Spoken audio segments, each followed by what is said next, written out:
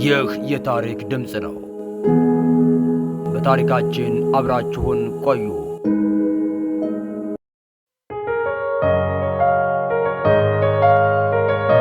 የክርስቲያኖች የትንሣኤ በዓልና ትርጉሙ።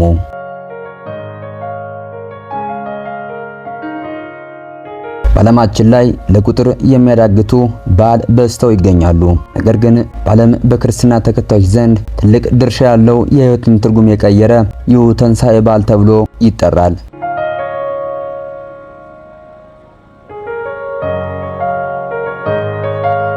የትንሣኤ በዓል ሞት በሕይወት የተሸነፈበት ቀን ሲሆን በዕለተ እሁድ ዲያብሎስ በሲኦል መንደር ብቻውን የቀረበት ድል ተብሎ በየዓመቱ የሚከበር ይሆናል።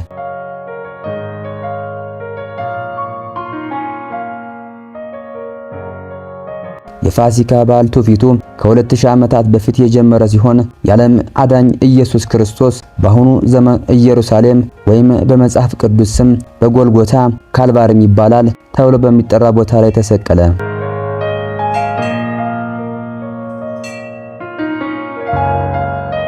በዚያን ጊዜ አማኞች ተስፋቸውን አጡ፣ ሰቃዮች ተሳለቁ። ነገር ግን ትንቢቱ ይፈጸም ዘንድ ኢየሱስ ክርስቶስ በሦስተኛውም ቀን እርሱ ተነሳ። ይህ ነው ሞት የተሸነፈበት ቀን ፋሲካም ተባለ።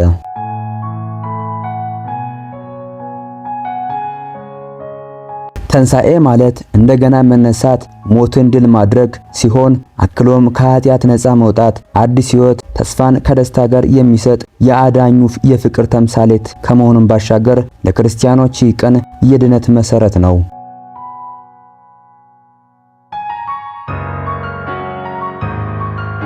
ትንሣኤ ወይም የፋሲካ በዓል 55 ቀናት ጾም፣ ጸሎት፣ በመንፈሳዊ ራስን የሚመረመርበት ወይም የሰው ልጅ ራሱን የሚያገኝበት ክብረ በዓል ነው።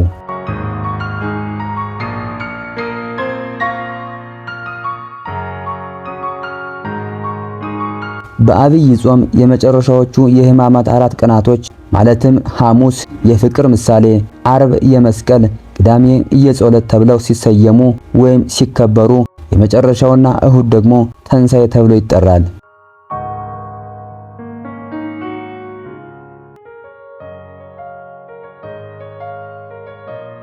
በዕለተ እሁድ ክርስቲያኖች በተነገራቸው ወይም በሰሙት ትንቢት መሠረት የጌታን ትንሣኤ ይጠባበቁ ነበር።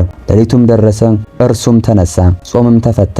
ይህም ጊዜ የአንድነት ተምሳሌት ቀን ተብሎ ተሰየመ።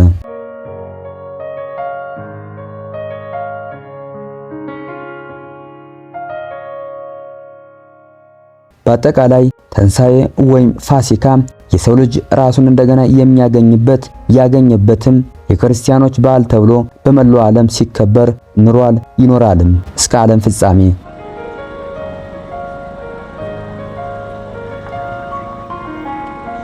ትንሣኤ ለሰው ልጅ ሕይወት ነው። እናም እንኳን ለትንሣኤ በዓል አደረሳችሁ እያልኩኝ የዛሬውን ፕሮግራሜ ከትንሹ በጥቂቱ የሰማችሁትን ይመስላል። በሚቀጥለው ሳምንት በሌላ ክፍል እስከምንገናኝ መልካም ሳምንት፣ ደህና ሁኑ።